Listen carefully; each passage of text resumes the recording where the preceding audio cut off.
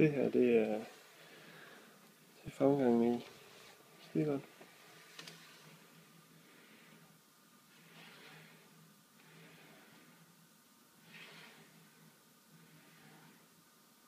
Det eneste, mange har gjort, det er at montere bælter.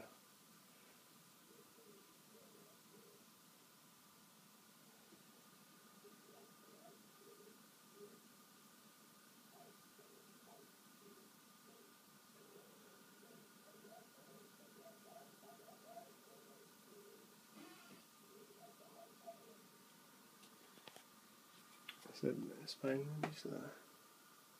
Spejl, 2 spejl. Og det tredje spejl, der går ind her.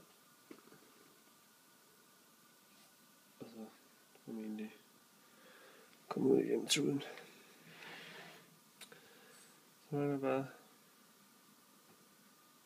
selve laseren og al elektronikken.